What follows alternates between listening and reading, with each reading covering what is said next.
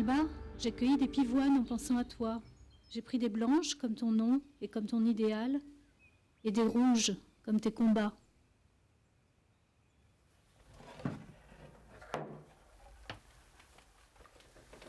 Voilà ce que c'est qu'une navette. Alors elle passe comme ça, et elle, dessus, dessous. T'as vu un métier à tisser? Ah. Alors tu sais comment ça marche. Oui. Voilà. Un souvenir. C'est lourd, hein? Oh. C'est du bois dur. Et alors quand tu reçois ça à la figure, j'avais une camarade de maman, une compagne de travail qui en avait reçu une sur la... Et bien, à cause de ça, j'ai jamais voulu apprendre à tisser. Ça m'avait traumatisée. Hein. En Italie encore. Elle a perdu l'œil, elle l'a reçu en pleine figure. Et ils étaient tous tisseurs. Tu vois cette photo-là? Eh bien, tous. Ils sont tous tisseurs, excepté moi. Même mon frère est devenu tisseur. Mais moi, j'ai toujours eu peur.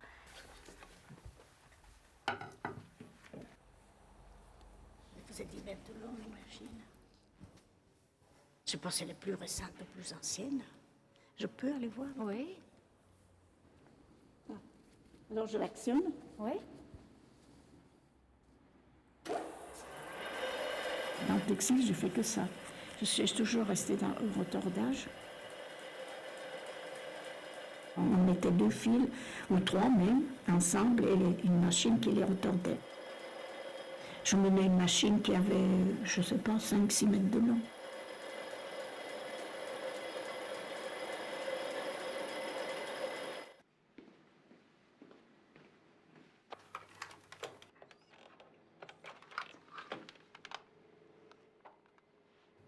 Buongiorno, il consolato d'Italia.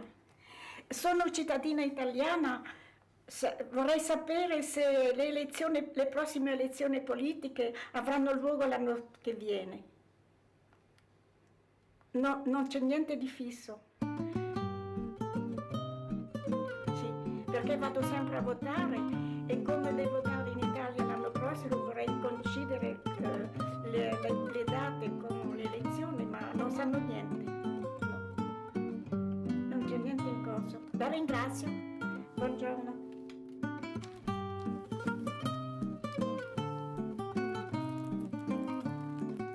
On était très proches, parents-enfants, tu vois.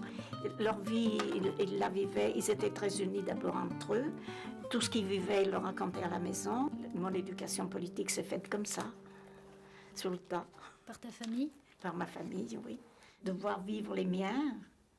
Puis j'avais assisté à cette époque, à ce réveil prolétarien qu'il y avait eu à la fin, pendant la guerre et puis à la fin de la guerre. De mes tantes, mes oncles, ils étaient tous, c'était tous des militants alors. Et comment tu vois, toi, l'évolution du parti depuis? Ben, on peut pas dire que ça va bien, mais moi je garde espoir parce que je dis que c'est pas possible, les idées sont justes.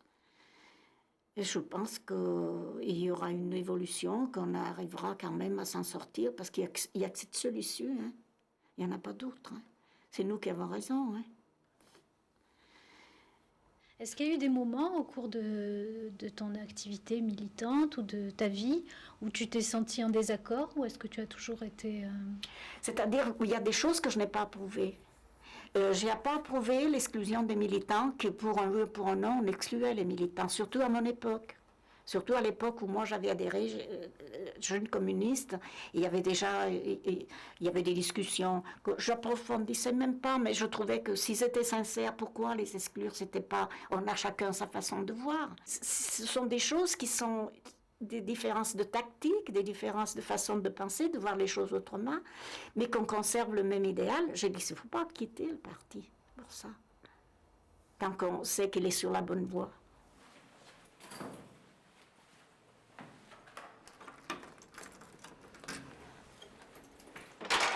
Tu m'as appelé plus. C'est quoi? Bonjour. Bonjour. Alors, vous savez que je pars en Italie, hein? Alors, je vous laisse mes clés et vous veillerez sur ma maison. D'accord, c'est bien.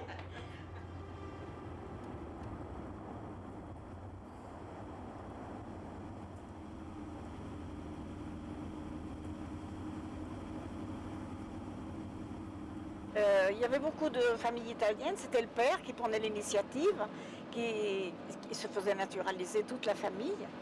Et mon père, je ne sais pas, mon père était très attaché à son village. Il voyait toujours de retourner, alors il ne jugeait pas nécessaire de... Puis les années ont passé et ça s'est fait comme ça. Mais nous, on ne sentait pas de différence.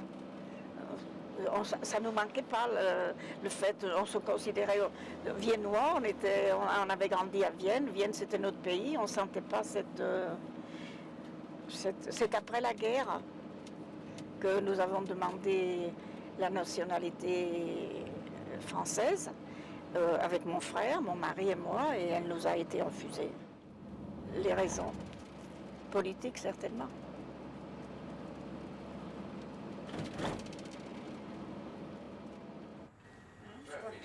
Vous savez qu'il faut appuyer. Espresso. J'ai installé partout, je n'ai pas trouvé le bras. Il est bon dans le café. Il est dans la caisse. Quella sta anche a travail, perché anche stamattina lui non deve essere svezia, deve essere sciugato, deve essere qualcosa. Oh, moi je m'en souviens plus. Alors. Il y a quelque chose à propos des élections en Italie?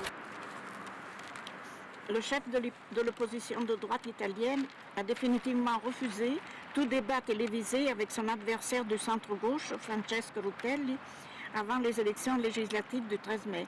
Il a affirmé que Francesco Rutelli n'était pas digne de lui. Bien.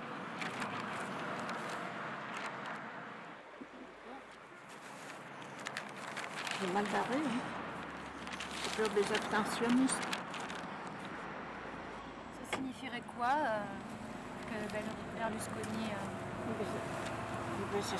Ça signifierait un drôle de passage à droite, surtout qu'il est allié avec les néo-fascistes italiens. Je ne sais pas.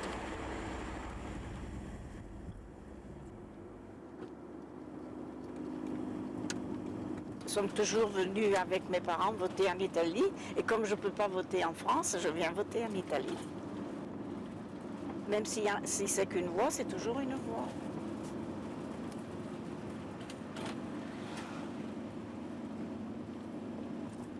Puis maintenant, c'est l'Europe, alors qu'on vote en Italie ou en France, pourvu qu'on vote. Ah, voilà le clocher.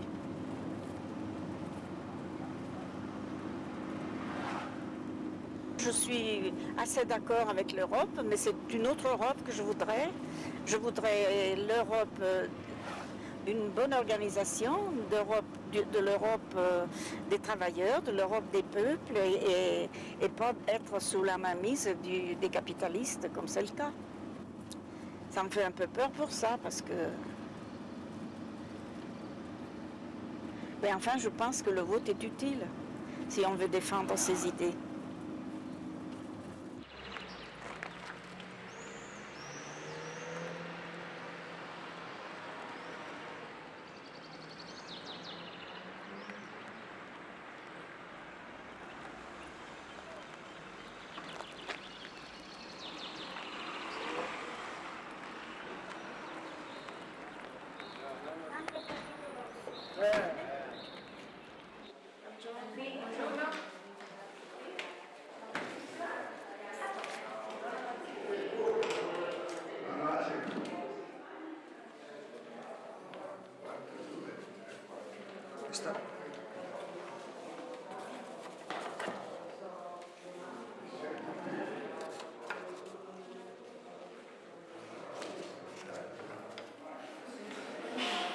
Grazie.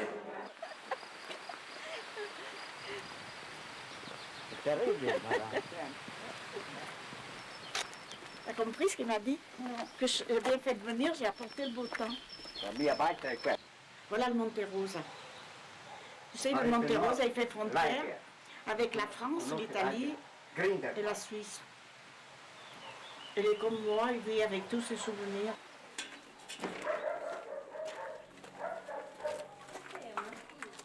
Et bien voilà, la maison où nous habitions. C'est celle-ci. On a passé des jours heureux avant la guerre de 14.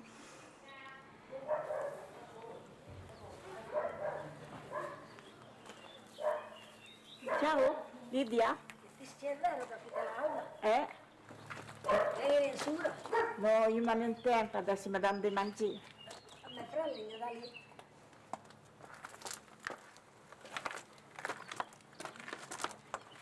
Adesso arriva sulla Vittorino, sono già tre. Oui, j'ai cambiato. La Marie, meno quei dia Tu io. vois, cette maison, elle avait été laissée à leur père Mais ça par va le se patron du château là-bas. Sta qua il sel che gli dà il tuo papà. Al nonno. A son grand-père. On vit tant de tuo papà. On vit encore de la tua mamma. Io ancora sì. J'ai connu sa maman, qu'elle n'a pas connue. Ah, sono più. E dan con qui Giulietta e tu, e Adesso arriva la Vittorino, Ogni se no, minca su. Ma che je vois vos billes la pièce.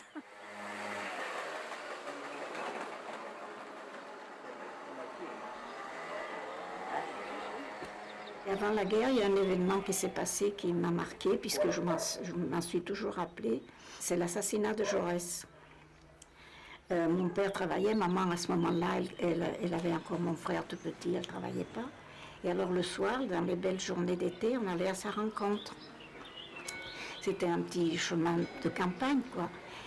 Et ce soir-là, il n'arrivait pas, alors nous retournons à la maison, et je la voyais inquiète, alors je disais, pourquoi papa ne vient pas? Elle me dit, mais si, il va venir, il va venir. Et puis quand elle est arrivée, il avait l'air triste, et maman lui dit, moi j'étais inquiète, alors il lui dit, mais on s'est réunis à la porte des usines parce qu'on a tué Jaurès. Demain, il y a grève générale. Et moi, cette impression de tuer, je lui dis tuer, mais comme le lapin, j'avais vu tuer un lapin, il dit oui, comme le lapin. C'est loin en bas de la vallée, je ne sais pas, en voiture on ne se rend pas compte, mais ça fait loin. Ça fait une bonne heure de route. Hein. D'ailleurs, ils ne rentraient pas à midi. Ils portaient leur panier, puis des fois ils allaient faire la polenta aux alentours, là. Ils se réunissaient plusieurs, ils se faisaient une polenta, et voilà. C'était la vie rustique d'ici. Et mon père était militant. Ma mère, elle était militante syndicaliste. Alors, elle avait beaucoup milité, puis les femmes avaient beaucoup, dans notre coin, beaucoup manifesté contre la guerre. Hein.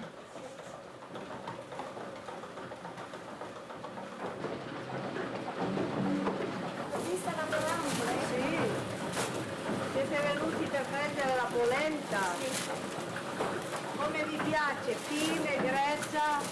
Ah, io mi piace piuttosto grezza e anche voglia di lavorare. Oramai? Come oramai? Ma cos'è che non è vero?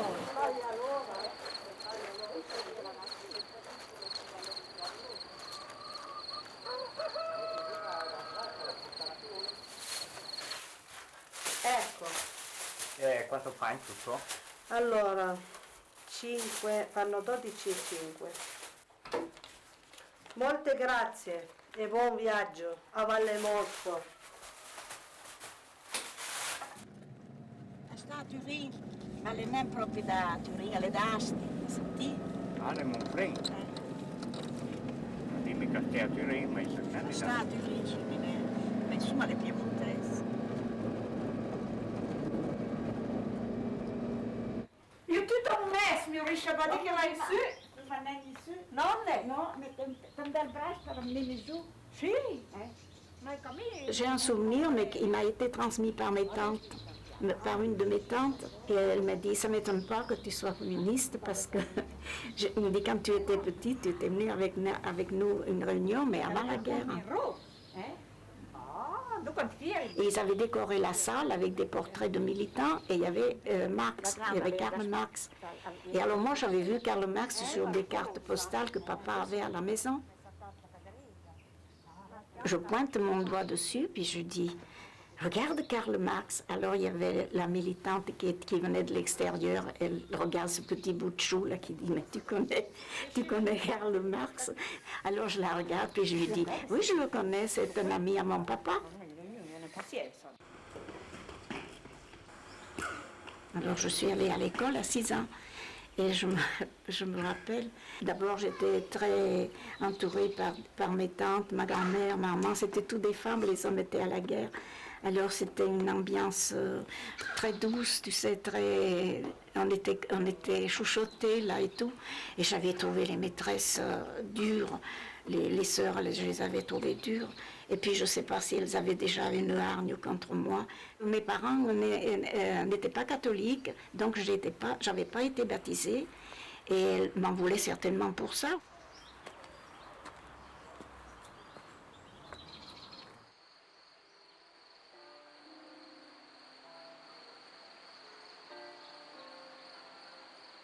Nous avons quitté le hameau et nous sommes allés chez ma grand-mère quand mon père est parti à la guerre. Je n'ai pas grand souvenir, je sais qu'on manquait de beaucoup de choses. L'armistice n'était pas signé encore, mais enfin on sentait quand même qu'il y avait des bruits de paix. Et là, mon père, il était malade et il n'a pas pu reprendre son travail de tisseur. Alors, il lui fallait de l'air, le grand air et tout. Alors, son beau-frère lui proposa, lui a dit, si tu veux venir avec moi à la montagne, il s'est remis petit à petit.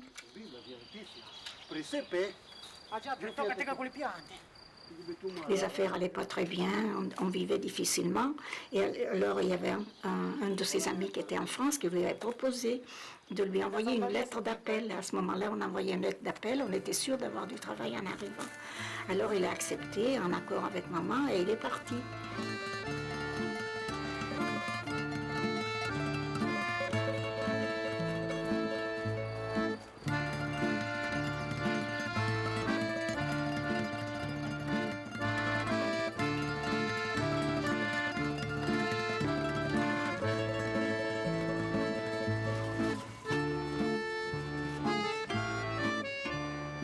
Je me rappelle, d'après ce que lui m'a raconté, c'était le 28 octobre 1922, et c'est au moment, juste le train arrivé à Modane, qu'il a appris que Mussolini avait fait la marche sur Rome, donc qu'il avait fait un coup d'État en Italie, il avait pris possession de l'État italien.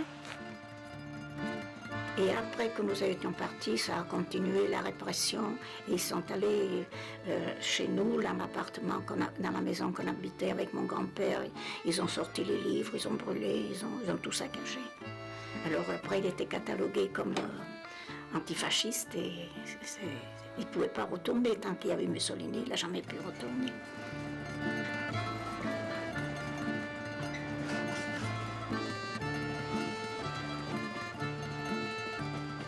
Alors il nous a demandé de venir le rejoindre, maman, mon frère et moi, et nous sommes venus 2 mois après.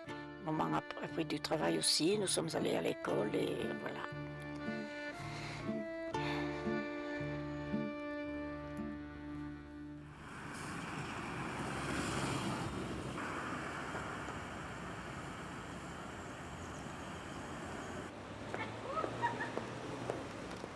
On a connu la France.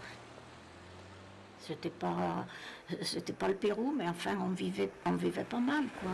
Il y avait pénurie de logements et on atterrissait où on pouvait. Tu vois, c'est la fenêtre du 3e étage.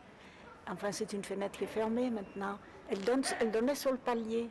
Et là, il y avait un robinet d'eau, mais qui n'était pas dans notre appartement. On prenait l'eau, là. Et c'était une cuisine avec une pièce, avec 2 lits. C'était meublé, mais sommaire, non. Je me souviens qu'il y avait, qu'on entendait le soir vendre l'humanité dans la rue. On entendait une trompette, on passait la tête à travers les barreaux et on voyait. Et il y avait un monsieur qui passait et criait l'humanité, l'humanité. Mais après, il dit le journal de Jaurès. Alors moi, je dis à mon père, dis papa, il y a un homme qui a crié Jaurès dans la rue. Alors mon père, il m'a dit oui, parce que c'est lui qui avait fondé l'humanité. Il m'avait expliqué.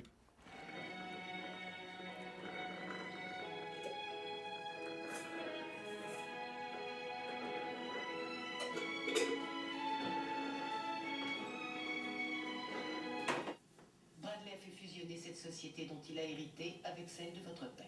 Et le reste, c'est l'histoire ancienne. Dans la photo, j'étais toujours moche. Vous êtes très sensuelle. On ne vous a jamais dit ça avant, hein?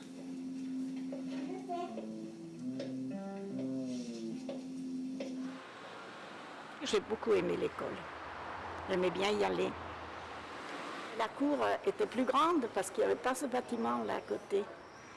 Il y avait 4 platanes, puis c'était de la terre battue. Hein.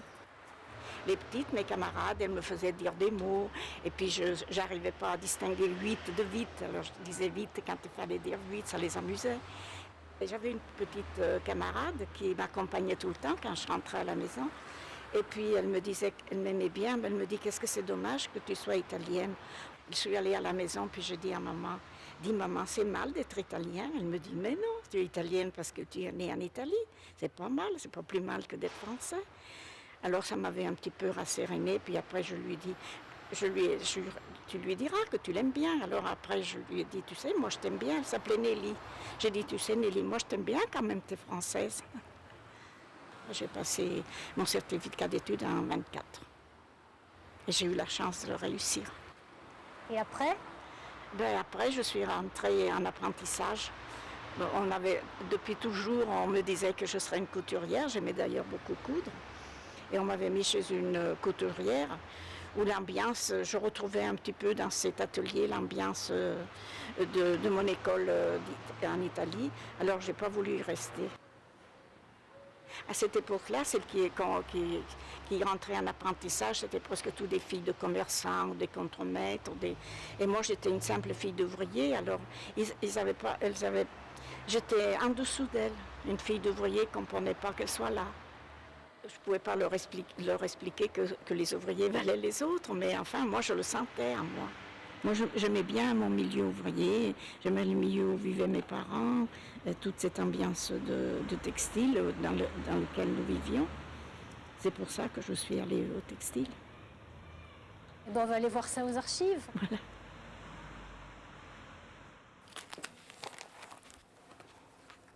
Capote. Ah, que c'est drôle de voir ça.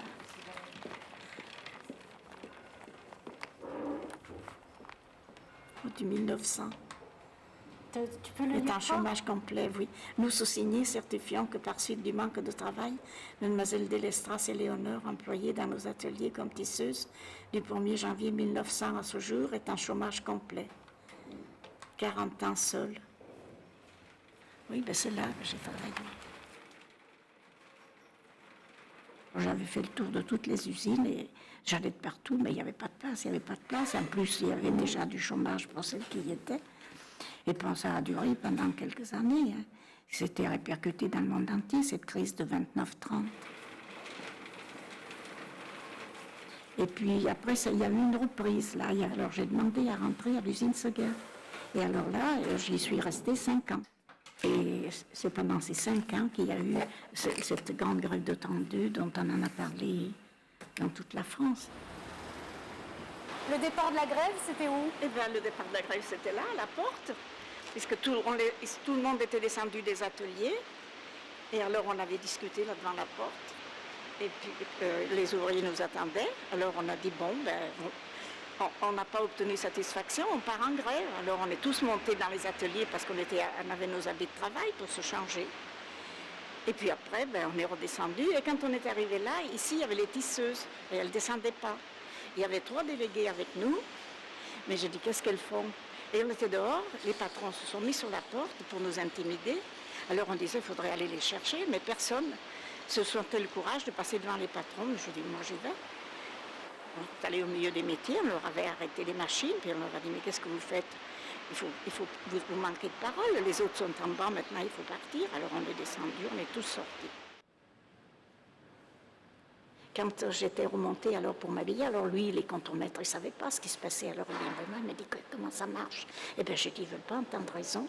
Alors j'ai dit, c'est honteux de nous baisser le salaire. On a déjà des petits salaires. C'est vrai que le pouvoir d'achat était faible. Alors il nous avait dit comme argument que les œufs avaient baissé. Bien sûr, c'était le printemps, hein, mais on ne vit pas d'œufs. Hein. Il y a autre chose à manger. Alors j'étais toute excitée comme ça. Alors il me dit, mais c'est pas vrai, mais t'es communiste. Alors je me suis arrêtée, je l'ai regardé, puis je lui ai dit, communiste moi? Je lui ai dit, ça se peut. Et puis voilà, c'est parti. Ah, il y a eu de la répression, mais on a quand même repris tout le monde.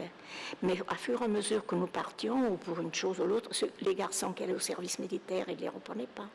Tu vois, moi je suis partie, je suis sûre que, je n'ai jamais demandé à revenir, mais je suis sûre que, alors contre-maître, quand je suis partie, il m'a dit, tu sais, je te regrette beaucoup, si jamais un jour tu as besoin de revenir, tu peux revenir. Alors je lui ai dit, oui, vous dites comme ça, mais pas les patrons, parce que je savais bien comment ça marchait. Il m'a dit, on verra, on verra. Puis j'aurais eu besoin de revenir, mais je n'ai pas voulu revenir, j'ai travaillé ailleurs.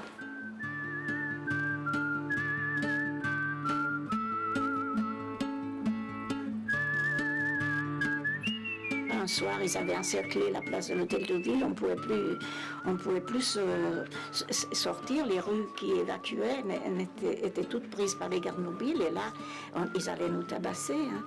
Alors il y a, je sais pas, il y avait Marchisio qui était un vieux résistant, qui était un réfugié politique, qui avait l'expérience des grèves en Italie et tout. Il a pris une grosse pierre, et puis sur les rideaux de fer d'un magasin, il a fait un bruit il a roulé, ça a fait un grand bruit, ça a effrayé les chevaux. Alors les chevaux se sont dispersés, ça fait qu'on a pu s'évacuer. On a pu se disperser comme ça.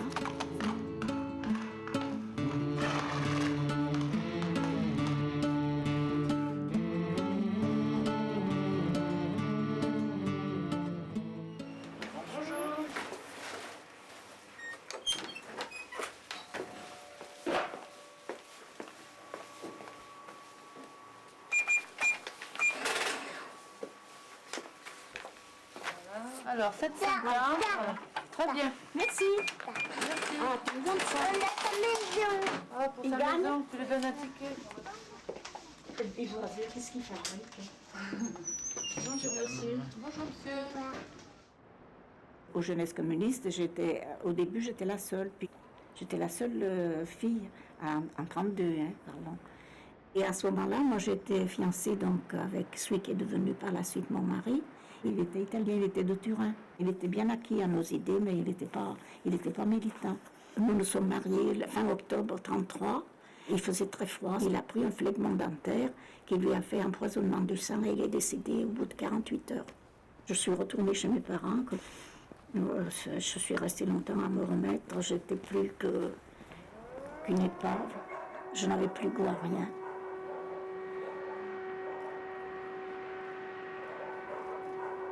Entre-temps, mon frère a adhéré au JC et il me dit, tu sais, les copains, ils s'étonnent que tu ne reviennes pas. Puis alors j'ai commencé à y aller, j'ai repris mon activité. Il y avait une petite section socialiste où mon père était adhérent, où c'est là où il y avait beaucoup de copains de chez nous, de la même région. C'était politique si tu veux, mais c'était aussi familial. Là, j'ai une photo là, d'un 1er mai il y avait une petite guinguette, tu sais, de campagne qui était tenue aussi par l'Italien. On s'y réunissait le dimanche. Ça fait qu'on avait un semblant de vie collective, là. Mais à Vienne, il y avait aussi les anarchistes avant. Oui, il y avait les anarcho-syndicalistes qu'on appelait. Ici, on critiquait beaucoup les anarcho-syndicalistes, mais chez nous, on n'avait pas cette... Il y avait plutôt de l'unité avec les anarchistes, communistes et socialistes. Il y avait plutôt un semblant d'unité chez nous. En Italie? Oui. Oui. Parce que cette chanson-là, je ne sais pas si tu as eu l'occasion de l'entendre, Dio Lugano Bella. Tu l'as entendue? Tu la connais? Non? Je l'ai là sur la cassette, je la ferai écouter. Et elle est bien, cette chanson. Mais c'est des anarchistes italiens qui s'étaient réfugiés en Suisse, et puis en Suisse, un jour, on les a chassés.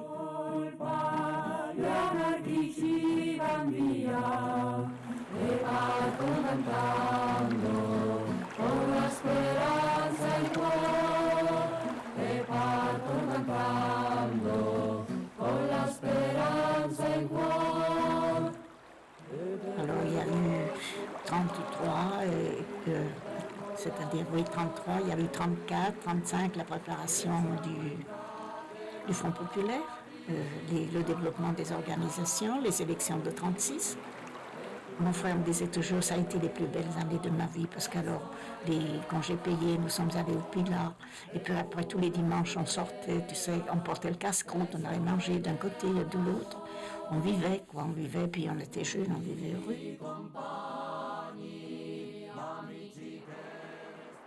Et puis un jour, j'allais au siège et je rencontre Luce, une camarade qui était au JC, qui était justement une étudiante communiste. Il m'a dit, Franco a déclaré la guerre, a attaqué la République en Espagne.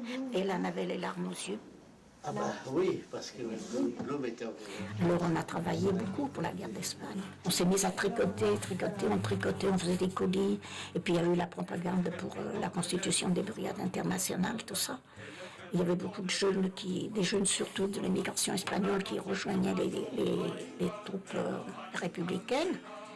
On a travaillé énormément, mais enfin ça a été quand même quelque chose qui nous a frappé en pleine joie, parce que nous on est juste d'avoir les congés payés, les 40 heures, tout ça. Et on a vu que de partout il y avait à lutter. On l'a combattu, mais on n'était pas assez fort. Il y avait un jeune qui était de Lyon, que Lily est mort d'ailleurs, le pauvre. C'était un très bon copain. On le connaissait, il venait souvent aux sorties avec nous. Il est parti volontaire, il avait 17 ou 18 ans, il n'est pas revenu, il est resté. Il y avait eu 30 000 morts à Badajoz, dans la grande ville. Il paraît qu'il y avait 30 cm de sang sur la place des Tours. Il les mettait en rang puis les fusillaient.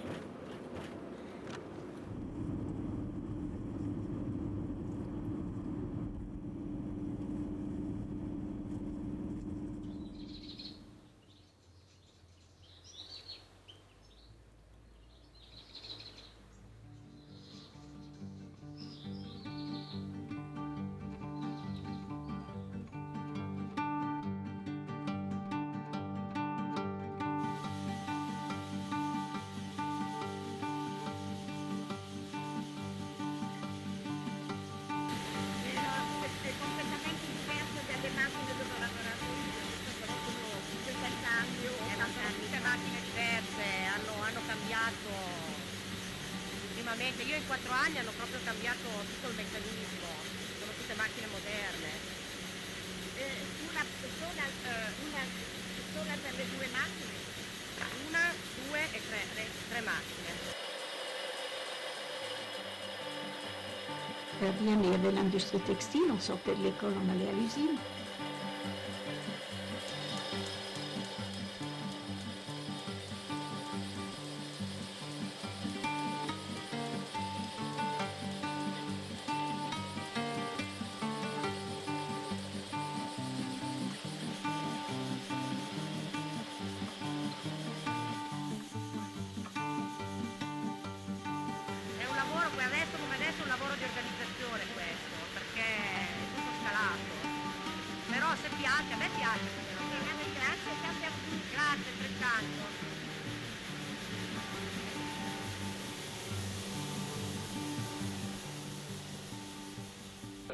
Guarda, ma facevo... Invece se ti porto a mangiare pesce a Marocco. 2 mesi fa alle mie su un italiano, Parmezzano, che non segue la cruz, la Valle, in Francia.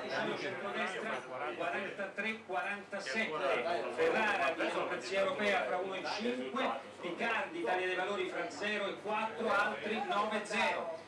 Non capisco che non ce l'ho sul video qui. Vediamo, andiamo. Stuani, centro-sinistra 53-57, centrodestra Barbieri fra 40 e 44, Angelini, lista di Pietro fra 1 e 3, Vespa, Democrazia Europea. J'étais plus optimiste que ça. J'avais peur, mais j'y croyais pas. Ça me surprend.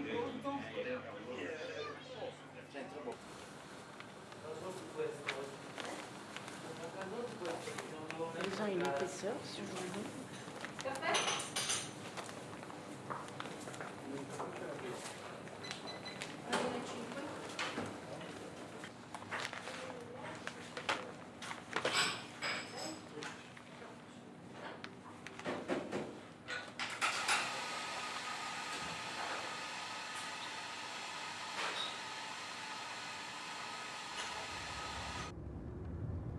Il y a eu 38. 38, l'accord de Munich. Première grève, on avait fait une grève générale qui n'a servi malheureusement à rien. Et puis 39. Alors, déclaration de guerre. Le Parti communiste met hors la loi. L'arrestation des dirigeants. Une première vague d'arrestation. Puis après, nous avons eu, nous, mon frère et moi, un refoulement. Et puis finalement, on a réussi de l'un à l'autre. Est-ce que c'est allé jusqu'où? C'est allé assez haut, mais finalement, on nous a donné un sursis. Mais on ne nous a pas rendu nos cartes de séjour. Nous sommes restés sans papier, comme les sans-papiers de maintenant, depuis 39, depuis fin 39 jusqu'en 42. On était refoulés en tant que communistes, c'est sûr. On en a vu qui sont partis, hein, des refoulés. Mais ils étaient cueillis à la frontière et c'était le camp de concentration quand c'était pas la prison.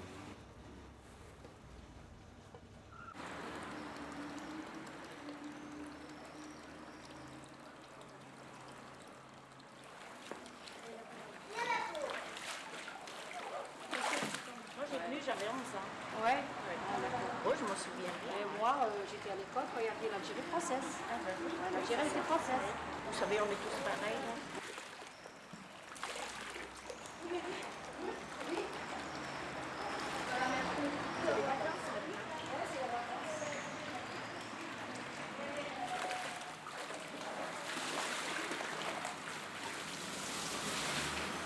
Moi, je suis venue, je suis mariée ici, mais ça fait des années que je suis là. Et moi, ça fait longtemps. Vous savez combien ça fait? Ça fait avant qu'elle naisse ma fille, 15 ans, 16 ans. Oui. Moi, ça fait 78 ans. Que vous êtes là? Je vais avoir 90 ans. Vous ne pas, vous faites jeune. Moi, j'ai jamais senti le besoin de demander la nationalité. Moi, je vivais à Vienne, j'étais viennoise. On était complètement intégrés. Hein. Mais entre-temps, nous, à partir de 40, on a pris contact avec la résistance. Et alors, ça nous faisait quand même moins peur parce que on passait à la clandestinité. Hein. C'était plus question d'aller dans la gueule de Mussolini en 42.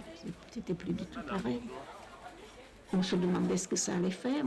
On sentait que c'était le nazisme qui était contre nous avec le fascisme italien. Nous, on continuait la lutte qu'on avait commencée. Ouais.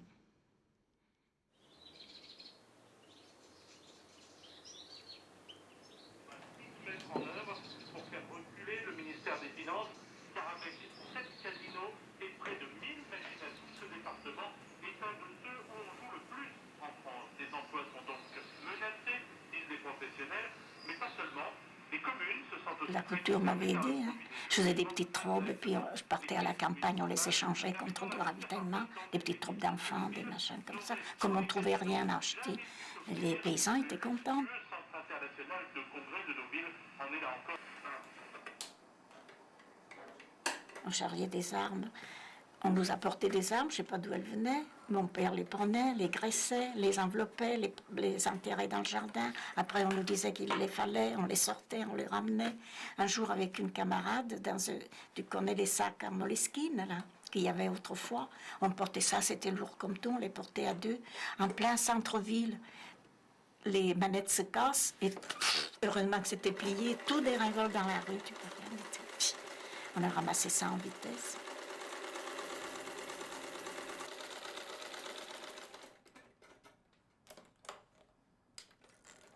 On a eu peur bien des fois, mais enfin, on a toujours... Puis je pense que dans une certaine mesure, on était peut-être même inconsciente du danger qu'on courait.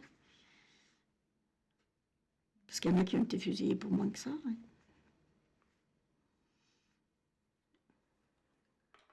Oui, la terre est basse, hein? Oh, elle est bien basse, il ne faut pas avoir mal au dos. Moi, ça me fait penser à mon père. Je plante mes petites fleurs dans mes pots de fleurs. Moi, je mets sur la table la terre. Hein. Ouais, bah je mets des papiers. Alors, je pense à lui. Je dis, bah, lui, il disait, si je pouvais y mettre sur la table, moi, je la mets, la terre, sur la table. Mais je crois qu'on pense tous la même chose, hein? Oui. Même aujourd'hui. Oui, alors je vous racontais de l'histoire de mon frère. Oui. Quand il est parti, alors on était en danger, nous, avec la Gestapo, parce qu'ils prenaient des otages. Moi, j'allais coucher chez une amie, et mes parents, ils allaient coucher à Estançin, dans une maison. Et puis un soir, un dimanche soir, on revenait, tous les dimanches, on allait chercher à manger à la campagne. Je vois mon père sur la route neuve, je lui dis, mais vous êtes là? Il m'a dit oui, la maison, elle était tombée. Alors ils sont venus coucher au jardin, on avait une espèce de petite baraque, mais c'était de la terre battue. Mais et quand il pleuvait, ils couchaient sous un parapluie. Écoutez, ces pauvres gens, alors on en a fait voir. Il faut y voir pour y Alors, croire. oui. C'est par ma soeur que j'ai connu Alba. Il était membre des jeunesses communistes à l'époque. Eh bien, on va bien. Comment ça va? Bonjour Alba. Bonjour. Content de te voir. Ben, moi aussi. Bon, tu te souviens quand je suis venu vous voir au jardin, à Valdo et toi, au moment du pacte germano-soviétique? Ouais. Tu étais en vélo. Oui, j'étais à bicyclette, en Tu vélo as de course posé habituel. ton vélo à la porte et tu es rentré. Et je me posais des questions parce qu'il y avait un certain trouble dans l'opinion publique. Quand il y avait un changement, quel qu'il soit, ça réveillait quand même les gens. Et La situation s'est vraiment éclaircie au moment où l'Allemagne a attaqué l'Union soviétique. alors là, ça a été franc. Là, net, on s'est dit, ben voilà, si les choses sont de nouveau claires, et tout en étant très inquiet sur la suite des événements, parce qu'on savait qu'Hitler était très puissant, et on a eu beaucoup d'espoir quand même. On s'est dit, bon, ben, Napoléon, ça lui a pas réussi, alors Hitler, ça va peut-être faire pareil. Le Parti communiste était un peu reconstitué entre-temps. Oui. On y voyait plus clair, puis on était déjà mieux organisés, on faisait évader les gens, on faisait évader les gars, on les hébergeait. La libération, ça a été aussi un moment difficile où vous avez appris tout ça. Ah oui. La joie était C'était à la fois difficile parce qu'évidemment on apprenait la perte de copains et en même temps exaltant parce qu'on était libérés. Les Allemands étaient partis, les nazis étaient partis. C'est ça qui était important.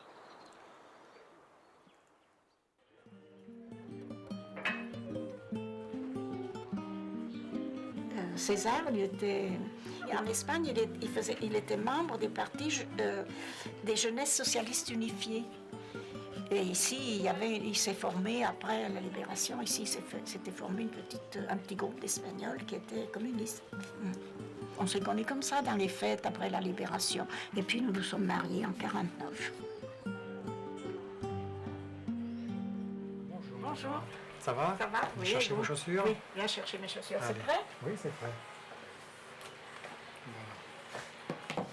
Alors, je pense que ça fera moins de bruit. Hein. Voilà, je vous ai mis une talonnette en caoutchouc anti-dérapante, très silencieuse. Très bien. Dans cette cordonnerie, vous êtes arrivé Non, quand? on avait débuté là-bas, on avait acheté les shops dans les vieilles baraques. Là, vous vous rappelez comment c'était les vieilles baraques moyenâgeuses? Ça avançait sur le trottoir. Oui, oui. Et puis, ça marchait, ça tournait bien. Après, ça a marché. Il y avait énormément de réparations. Au début, c'était des talons aiguilles. Les talons aiguilles. Oh là là. Moi, La mode. Oui. Mais là-bas, au début, ça ne marchait pas du tout. Il n'y avait pas de clients. Alors, il tapait sur des morceaux de cuir, mon mari, pour faire voir qu'il travaillait. Oui. Et puis, quand il y avait quelqu'un qui mettait le pied sur le trottoir, il disait savoir si c'est quelqu'un qui vient chez moi. L'angoisse, oui. des premiers temps. Et puis, ça a pris. On avait déjà une petite clientèle, mais quand on est venu ici, on l'a doublé. Hein. Et on a travaillé une dizaine d'années. Mon mari est tombé malade en 63. 63. Oui, et il nous fallait vivre. On est resté pendant 2 ans sans rien, aucune ressource. Rien ne rentrait. Alors on a vendu la voiture, on avait quelques petites économies, on a tout bouffé. Pas de couverture sociale, il était artisan, il n'y avait rien pour les artisans. C'était une autre époque, ça a été quelque chose d'affreux.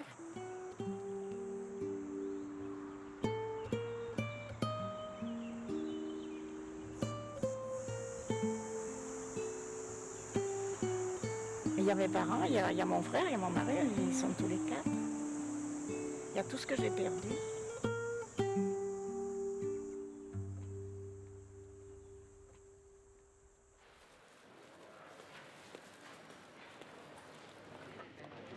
Je t'ai amené dans ce bar pour te faire voir un cendrier qui m'avait intéressée parce qu'il vient d'Estrémadure, qui est le pays de mon mari. J'ai amené ma belle-sœur. Ma belle-sœur, elle en avait les larmes aux yeux. C'est vrai, elle est très attachée à son pays, alors je regrette de ne plus avoir mon mari pour lui faire voir. Alors mon mari me dit, dès qu'on pourra, il faudra que tu ailles faire la connaissance de ma famille. Mais lui, il a dit, non, non, moi je ne veux pas aller là-bas sous Franco. Tant que Franco y sera, moi j'y retourne pas. Alors en 57, les vacances de 57, je suis partie d'un Et village c'est là qui a que tu as été- fait connaissance de Marie-Laure? Ah oui, Marie-Laure, c'est une petite fille timide qui restait toujours en arrière et tout.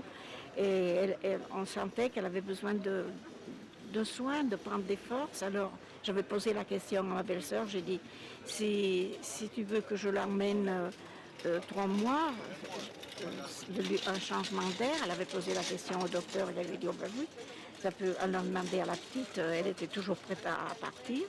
Et je l'ai emmenée. Puis finalement, une fois qu'elle a été ici, eh ben, elle a plus voulu retourner. Les parents sont venus la voir plusieurs fois, puis après ses parents sont venus s'établir ici, mais elle a toujours voulu rester chez nous. Aujourd'hui, elle est mariée, elle habite dans l'Allemagne, elle a 2 enfants, des grands-enfants. Voilà. Et c'est ma fille, quoi. Mais si tu vois pas où Il faut appuyer là sur le... Oui. Ça prend pas? Non. Si, ça y est, c'est bon. Alors il Faut garder le doigt dessus un moment. Garde ça si c'est beau comme allumette, dis donc. Est-ce que t'achètes ça? Hein? Où est-ce que t'achètes ça? C'est toi qui me les as achetés. Moi? Vous me les avez apportés d'un magasin, je sais pas où. Bon, je peux lâcher? Essaye. Ouais, tu me racontais que vous aviez eu une réunion hier à la section. Oui, du on parti fait à Vienne. Une réunion, oui, une réunion Alors des principaux membres pour préparer l'exposition des livres. Et alors il y aura le livre de Daniel Berger qui sera fait. Ah oui, alors il y était hier à Oui, la il y réunion. était, oui, René aussi. Enfin, et alors on a des propositions de faire... C'est l'exposition qu'ils font à la salle des fêtes, comme chaque oui, année. c'est l'exposition comme chaque année qu'on a fait à la salle des fêtes. On a un certain nombre de propositions qui nous ont été faites par la maison des enfants d'Isieux. D'ici le mois de Moi novembre. j'aimerais bien celle-ci. Hein. Comment? Celle-ci, moi j'aimerais bien celle-ci. C'est sur Les les- femmes afghanes. Les femmes afghanes. Il me semble que celle-ci a une signification de perspective. Les autres, c'est une signification de mémoire. Je me suis bien intéressée. Il y a eu un reportage sur l'UMA, sur les femmes afghanes, et j'aurais bien aimé celle-ci. Je crois qu'elle a été acceptée. Et puis, on va surtout, et aussi sur les enfants d'Isieux. T'as entendu compte, tu sais, tous les événements qui se passent maintenant, la montée du fascisme en Autriche, Berlusconi en Italie, et tout ça, c'est inquiétant. Il y a quand même de quoi se faire un certain souci quand on voit un néofasciste qui est vice-président du Conseil, sous Berlusconi. Et je pense que rappeler ce qui s'est passé pendant cette période très difficile dans notre ville, c'est très actuel. On pourrait faire peut-être un débat par la même occasion avec Jean-Daniel présent, avec la signature de son livre. On voit le développement des mouvements fascistes un peu partout. Ouais. Et je pense que expliquer comment nous avons lutté contre le fascisme à cette époque-là, c'est important.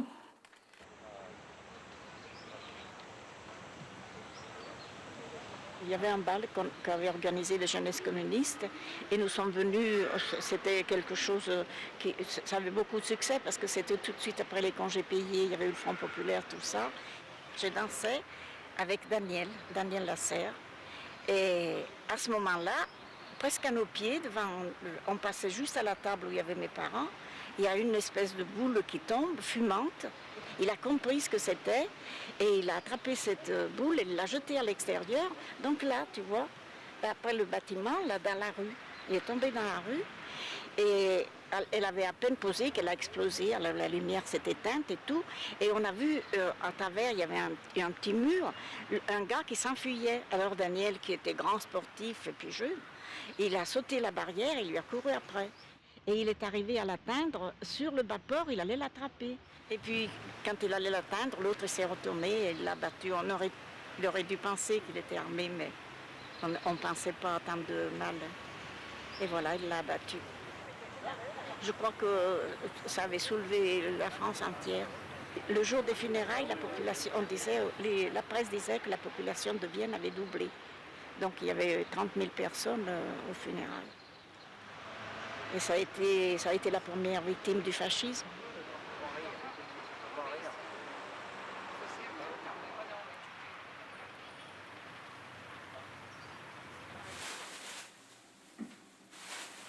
C'est dans les périodes de lutte qu'il y a cette solidarité, c'est pas comme ça. Puis les gens ne sont pas pareils. Écoute, quand on est parti en grève, les ouvriers, il n'y avait pas de quoi manger pendant 8 jours. Alors il fallait les aider tout de suite, parce qu'on avait des salaires de misère. Et alors, on partageait. Tu n'es pas habitué à ces pâtes-là? Si, mais ça change selon les pâtes, je crois. On a une spécialité qui venait directement d'Italie, mais il n'y en a pas dans le rayon. Je ne me rappelle même plus comment c'était la marque. À la Riscosa. Ça me faisait penser à Bandiera Rossa. Mais c'est parce que tu baignes déjà dans cette situation que tu es révolté, que tu sens la nécessité de t'engager. Mon frère et moi n'étaient pas les seuls fils de militants, mais il n'y en avait pas beaucoup. Il n'y en a pas beaucoup qui ont suivi l'exemple des parents. Les jeunes qui venaient à nous, c'est parce qu'ils nous voyaient vivre, ils suivaient notre exemple. C'était pas parce que, par contre, moi j'ai toujours été contre ça de dire à quelqu'un, viens avec nous, fais ci, fais ça. Non, il faut les laisser qu'ils viennent spontanément.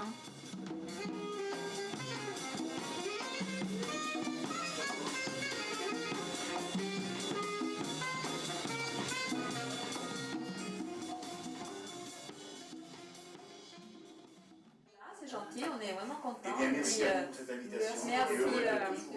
Merci à l'intéressé d'avoir supporté le choc, parce qu'on l'a remu pas mal ces derniers temps. On te la prend, on te l'emmène de partout, elle suit bien, ça va. Bon, on t'attend, il faut y aller là. Hein. Allez, il n'y en a que deux, on a plus de 90. Oh, quelle horreur. Il n'y en a que deux. Hein. Quand je vois les Français.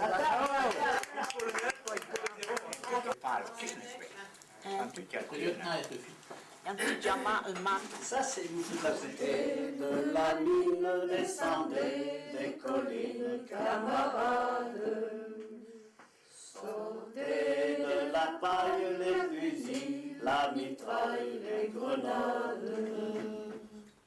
Ami, si tu tombes, un ami sort de l'ombre à ta place. Demain du samoir séchera au grand soleil sur la route. Si tes compagnons dans la nuit, la liberté nous écoute.